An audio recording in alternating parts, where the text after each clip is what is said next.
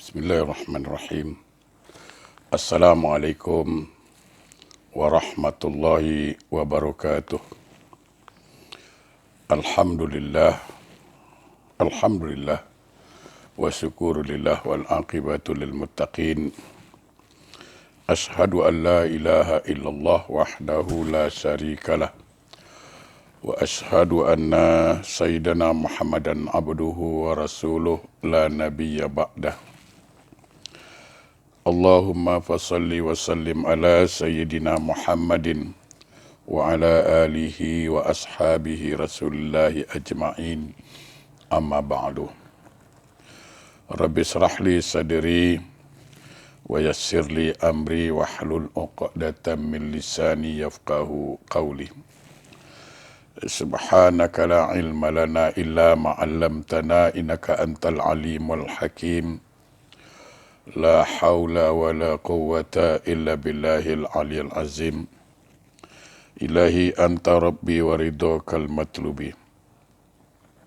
Saudaraku jemaah yang dimuliakan Allah, mengawali majlis ilmu kita, mari kita bersyukur pada Allah Subhanahu wa taala.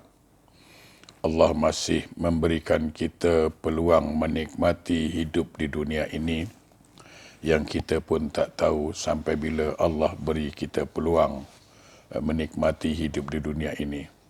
Mudah-mudahan Allah beri kita kesihatan, panjang umur dalam taat beribadah pada Allah. Amin. Salawat dan salam, mari kita sama-sama sanjungkan keharibaan junjungan alam Rasulullah sallallahu alaihi wasallam. Allahumma salli ala Sayyidina Muhammad wa ala ali Sayyidina Muhammad. Mudah-mudahan kita semua mendapat syafaat dari beliau kelak di yaumil akhir. Amin Allahumma amin. Jamaah yang berbahagia, kita tak lupa berdoa semoga COVID-19 segera berakhir di negeri kita dan kita terhindar beserta keluarga dari musibah COVID-19 ini. Jamaah yang berbahagia, kita melanjutkan kaji kita tetap dalam kitab Terapi Penyakit Hati karangan Ibnul Qayyim Al-Jauziyah halaman 46.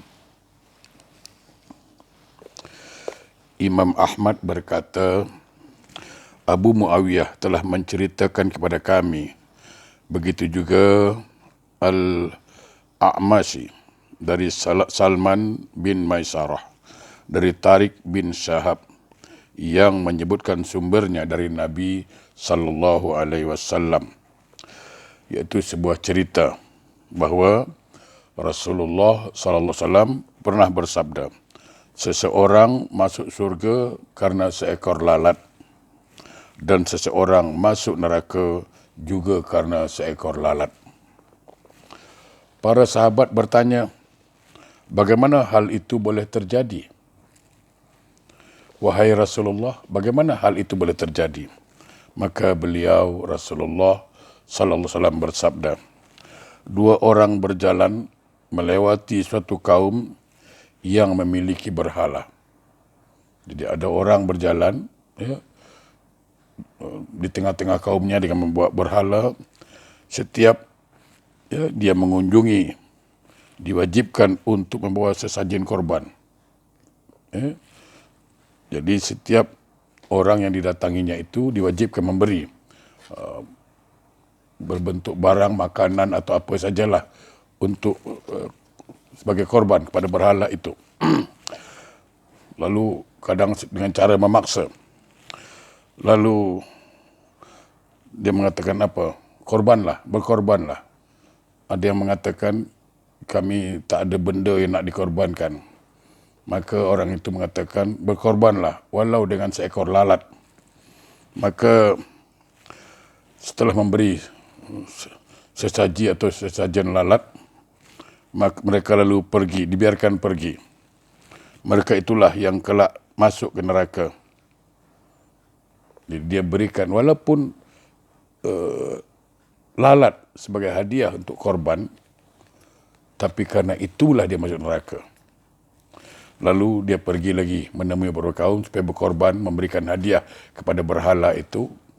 Lalu ada yang mengatakan kami takkan beri. Kami tidak akan menduakan Allah. Kami tidak akan syirik. Ya, walaupun dengan seekor lalat pun kami takkan kasih. Nah, orang inilah yang akan masuk surga. Kenapa? Karena mempertahankan akidah, mempertahankan tauhid.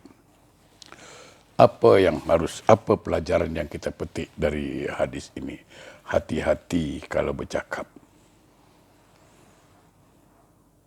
Hati-hati kalau bercakap. Kadang mulut inilah yang mengantarkan kita masuk neraka. Tapi kadang-kadang mulut ini jugalah yang mengantarkan kita masuk surga. Tergantung apa bahasa yang kita pakai. Jangan dalam pepatah Melayu dikatakan apa? Karena santan pulut binasa. Karena pulut santan binasa. Karena mulut badan binasa. Jemaah yang berbahagia. Ada orang tertipu kadang-kadang. Dia merasa Allah kasih dia nikmat banyak, Allah kasih dia harta banyak, kesihatan cukup, tapi dia tidak beribadah. Dia tak solat, dia tak bersedekah, dia tak pergi haji. Tapi nikmat Allah kasih dengan dia cukup banyak. Nah, orang ini tertipu dan dia mengatakan Allah sayang aku. Walaupun aku tak solat, walaupun aku tak pergi haji, walaupun aku tak puasa, tapi Allah tetap beri aku rezeki. Ini adalah orang-orang yang tertipu. Sebenarnya, saya jelaskan di sini, pemberian Allah itu ada dua. Satu, pemberian Allah itu disebut nikmat. Yang kedua, pemberian Allah itu disebut istidraj. Istidraj. Mana yang disebut nikmat? Pemberian Allah disebut nikmat ialah apabila Allah berikan sesuatu karunia kepada kita, apakah itu harta, apakah itu kesihatan, apapun yang Allah berikan pada kita, pemberian Allah itu kita syukuri. lalu kita gunakan harta yang Allah berikan, kita gunakan untuk sedekah. Harta yang Allah berikan, kita gunakan untuk pergi haji, untuk membantu kaum-kaum yang lemah, membantu pembangunan masjid, pondok pesantren, madrasah, membantu anak yatim. Ini disebut nikmat. Artinya, pemberian yang Allah berikan kepadanya melapangkan jalannya ke surga. Ini nikmat.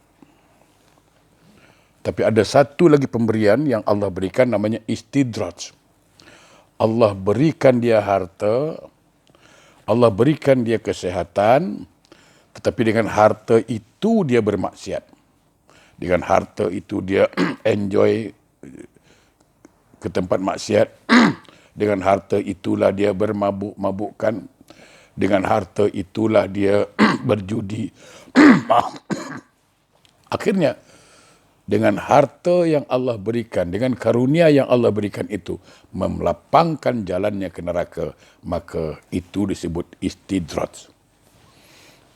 Jadi jamaah yang berbahagia, kita faham, bila kita tengok ada orang banyak harta, tetapi tak solat. Kita tengok ada orang banyak harta, tapi tak pergi haji. Ingat, itu istidraj. Ya. Dalam surat, Imam Al-Ghazali berkata, telah menceritakan kepada kami Yahya bin Ghailan, juga Rusdain bin Sa'ad, dari Harmalah bin Imran At-Tayyibi, dari Uqbah bin Muslim bin Amir, bahawa Nabi SAW bersabda, bila engkau melihat Allah memberi seseorang hamba apa-apa yang dia sukai, sedangkan ia melakukan maksiat, maka itu tidak lain adalah istidraj. Jadi Nabi mengatakan, bila engkau melihat Allah memberi sesuatu kepada seorang hamba, apa yang dia sukai, Allah kasih. Tetapi dengan harta itu, dengan pemberian itu, dia melanggar aturan Allah, dia bermaksiat kepada Allah, maka sesungguhnya itu adalah istidraj. Dalam Al-Quran, lalu Nabi membaca, Surat Al-An'am ayat 44. A'udzu billahi minasyaitonir rajim. Falamma nasu ma dzukkiru bihi fatahna 'alaihim abwaaba kulli syai'in hatta idza farihu bima utu akhadnahum baghtatan fa idzahum mublisun. Maka tatkala mereka melupakan peringatan yang telah diberikan kepada mereka, kami pun membukakan semua pintu-pintu kesenangan untuk mereka. Sehingga apabila mereka bergembira dengan apa yang telah diberikan kepada mereka, kami siksa mereka dengan konyong-konyong atau seolah-olah. Maka ketika itu mereka terdiam berputus asa. Jadi memang sengaja Allah kasih. Allah kasih. Allah kasih hidup mewah, Allah kasih harta banyak, sehingga dia lupa. Dia enjoy terus bermaksiat hari-hari, ya, sehingga maut datang. Ketika itulah dia berputus asa. Jamaah yang berbahagia. Jadi, mari kita sadar bahawa harta yang Allah berikan itu sebaiknya kita syukuri. Jamaah yang berbahagia, dalam Jami' Sunan At-Tirmizi disebutkan sabda Rasulullah sallallahu alaihi wasallam, sesungguhnya Allah memberikan dunia kekayaan bagi orang yang dia cintai dan kepada orang yang dia tidak cintai, namun dia tidak memberi keimanan kecuali kepada orang-orang yang dicintai. Hati-hati, ya. Wa inna Allah azza wa jal yu'tid dunya man yuhibbu wa man la yuhibbu wa la yu'tid dina illa liman yuhibbu. Sesungguhnya Allah memberikan dunia kekayaan bagi orang yang dia cintai dan kepada orang yang tidak dia cintai, namun dia tidak memberi keimanan atau hidayah atau rahmat kecuali pada orang yang dicintai. Jamaah yang berbahagia, mari kita bersyukur pada Allah. Walaupun Allah barangkali memberikan kita harta tak banyak, tapi Allah beri kita rahmat. Allah beri kita hidayah sehingga kita boleh mengamalkan ajaran-ajaran Islam. Sebagian orang salaf berkata, barangkali orang yang diberi nikmat Allah tidak mengetahui bahawa itu adalah istidraj dan barangkali dia tertipu oleh pandangannya sendiri, namun ia tidak menyadari. Boleh jadi pula dia terlena oleh pujian orang lain, sementara ia tidak menyadari juga. Jamaah yang berbahagia, sudah banyak orang tertipu. Sudah banyak orang merasa bahawa dia tetap disayang oleh Allah walaupun dia tak solat. Dia merasa dia tetap disayang oleh Allah walaupun dia tak pergi haji. Padahal sebenarnya dia tertipu kerana istidraj. Jemaah yang berbahagia, kita bersyukur pada Allah Subhanahu Wa Taala. Mungkin kita tidaklah diberi harta sebanyak-banyaknya. Kita tidak diberi kemewahan semewah-mewahnya. Tapi ingat, Allah beri kita rahmat. Allah beri kita hidayah. Dengan rahmat Allah dan hidayah Allah itulah kita mampu melaksanakan ibadah, solat. Dengan rahmat Allah itulah kita mampu melaksanakan puasa. Dengan rahmat Allah itulah, dengan hidayah Allah itulah kita punya sedikit harta, kita kumpul sehingga kita pergi haji. Dengan rahmat Allah itulah kita punya duit, kita bersedekah. Jadi sekali lagi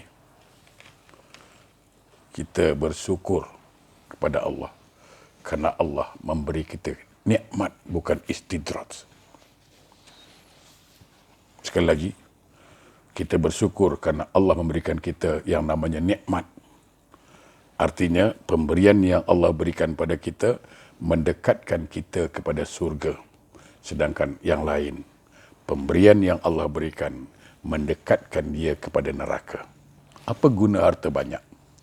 Apa guna harta mewah di dunia kalau di akhirat masuk neraka? Subhanallah, subhanallah. Sekali lagi, saya mengajak jemaah, terutama diri saya sendiri, bersyukurlah pada Allah. Kenapa? Kerana Allah berikan kita rahmat, Allah berikan kita hidayah, sehingga kita diberi peluang, diberi kesempatan, diberi kemampuan, kemauan untuk melaksanakan amal-amal soleh. Mudah-mudahan Allah selalu membimbing kita, menuntun kita ke jalan yang Allah ridha. Amin. Assalamualaikum warahmatullahi wabarakatuh.